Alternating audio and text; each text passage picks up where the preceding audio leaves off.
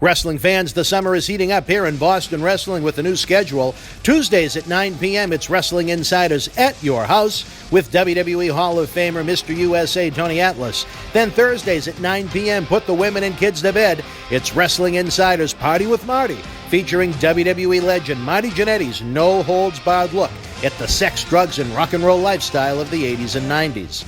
That's not enough. This Wednesday, August the 26th, WWE Hall of Famer Brutus, the Barber Beefcake, joins us for an NXT watch-along, plus a virtual cyber autograph signing where Brutus will sign an autograph photo to you on camera live. Many wrestling legends have lost 6 months of bookings and counting with no end in sight due to coronavirus. This is a great way to talk wrestling with a former WWE Tag Team Champion and WrestleMania co-main eventer and help keep the wrestling legends working at the same time.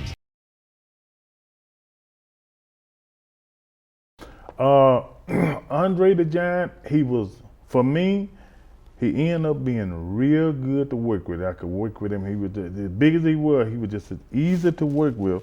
But during my first match with Andre the Giant was in Oklahoma City, and I think that was in 1982 or 83. Excuse me. And during that time, like you say, we kayfabe. They was in the opposite dressing room across the building from us. Right. And the way we get our finishes and all that, the referee go back and forth, and that's how we communicate with one another, through the referee. And evidently the referee brought the wrong spot to me.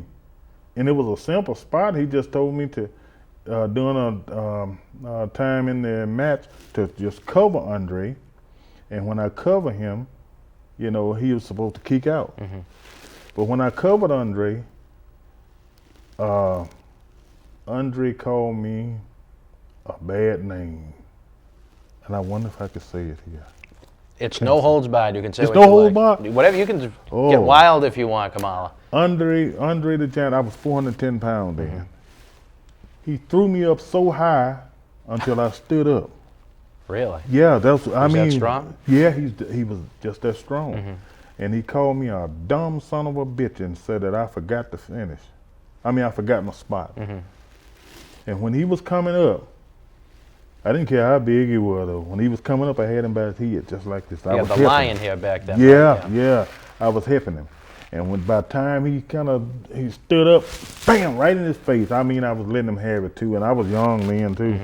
And I was letting him have it. And he was covering up and going back into the corner, so he finally got back in the corner, and he was covering up. But I know that, deep down inside, if Andre had wanted to, he'd have beat me to death. Really? But I didn't care then. I think I scared him. He probably wasn't used to someone retaliating like that. Yeah, he wasn't. He wasn't. And he was hard to deal with a lot of people, but with me, I had no more problem out of Andre from that day to this one. And the next day we was in Baton Rouge, Louisiana.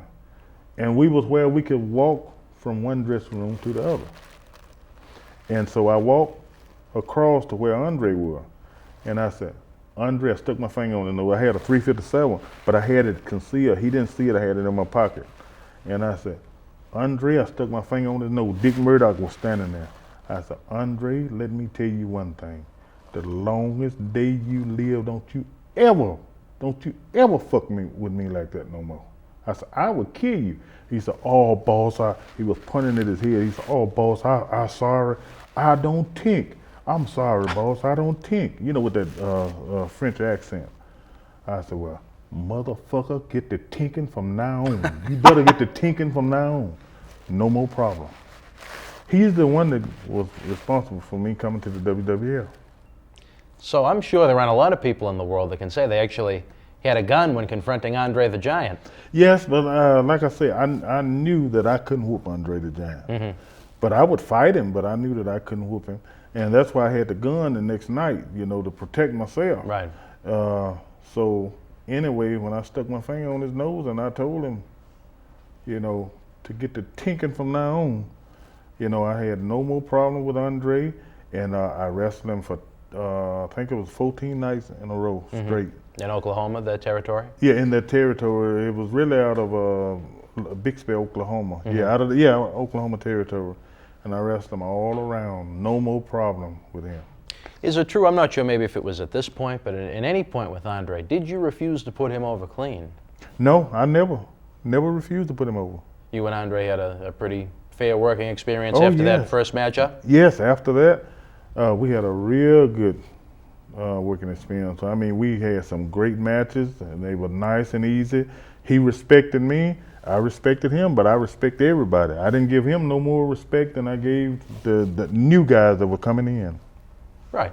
Yeah. Treat everybody fairly. I treated everybody like how you'd fair. like to be treated. Yes, I treated everybody fair. Now, when we did an interview with this, similar to the Iron Sheik, he made it sound like that Andre was horrible when it came to outside the ring, the way he'd treat his fans. What's Yes. your take on that? How was Well, Andre towards the general public? He had a real nasty attitude. The Iron Sheik was telling the truth.